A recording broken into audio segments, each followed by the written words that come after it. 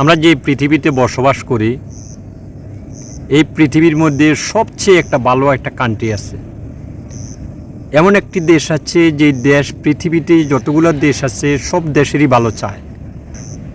আসলে তারা ভালো চাচ্ছে না আমাদেরকে জীবন চাচ্ছে? আমাদের ভালো চায় না আমাদের জীবন চায়, সেটা বোঝা বড় কঠিন।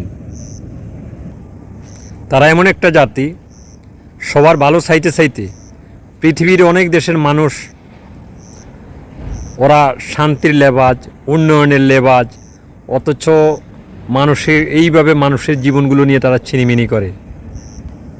তারা কি করে? তাদের জাতিগুলো ঠিক রেখে অন্য জাতিগুলোকে তারা ধ্বংস করে দেয়, একটা পায়তারা করে। যেমন পৃথিবীতে যতগুলো মুসলিম কান্ট্রি আছে, তাদের ভিতরে তাদের একটা দ্বন্দ্ব, তাদের একটা হিংসা নিন্দা লাগিয়ে তাদের ভিতরে তাদেরকে মারামারি, তাদেরকে দরাদরি, তাদেরকে হানাহানি লাগিয়ে দেয়। আর বিচার করে কারা? ওই যে দেশে ভালো চায় তারা মারামারি লাগিয়ে দিয়ে খুন খারাপি করে আবার তারাই বিচার করে।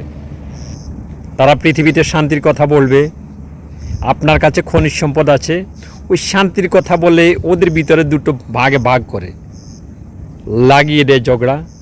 আর ঝগড়া লাগিয়ে দিয়ে ওখানে তারা বিচার করার সুযোগ নিয়ে তারা কী করে? ওই দেশের ওই সম্পদগুলা কারেকশন করে।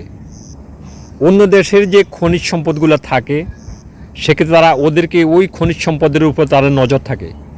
তারা কী করে? ওই সম্পদগুলো কারেকশন করার জন্য, তারা তাদের দেশে লুটে পুটে নেওয়ার জন্য, তারা ওই দেশকে ধ্বংস করার জন্য যত কিছু, যত অস্ত্র, যত গোলা বারুদ, যত মানুষের মৃত্যু লাগে, তারা সব কিছু করতে তখন তারা রাজি হয়ে পড়ে।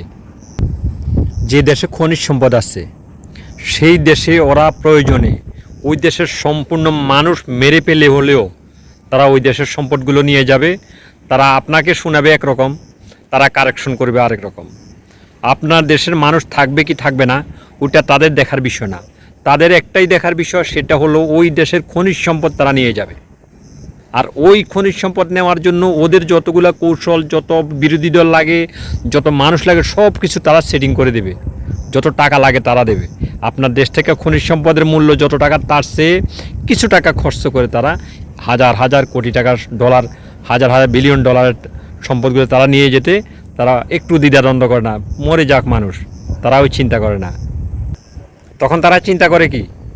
তাদের দেশের মানুষ কিভাবে ভালো থাকবে, তাদের দেশের মানুষ ভালো রাখার জন্য যত অস্ত্র, যত গোলাবারুদ সব রেডি করে অন্য একটা দেশের উপরে মেরে ওই সম্পদগুলো নিয়ে তারা তাদের দেশের মানুষকে খাওয়ায়। কিন্তু আর আমাদের দেশের মানুষগুলো কি করে? ওদের পক্ষপাতিত্ব নিয়ে কথা বলে। তারা আমাদের দেশের মানুষকে মায়া করে না, কিন্তু তারা তাদের দেশের মানুষকে বাঁচানোর জন্য অন্য দেশের সম্পদ নিয়ে গিয়ে তারা কি করে? ওই সম্পদগুলো ওদের দেশের মানুষের জন্য কল্যাণে কাজ করে, ওদের দেশের জন্য কাজ করে। আর আমাদের দেশের মানুষ ওটা বুঝতে চেষ্টা করে না। পৃথিবীর সব ধ্বংস হয়ে যাক, তারা ঠিক থাকুক, এটাই তাদের চিন্তা ভাবনা। ধন্যবাদ।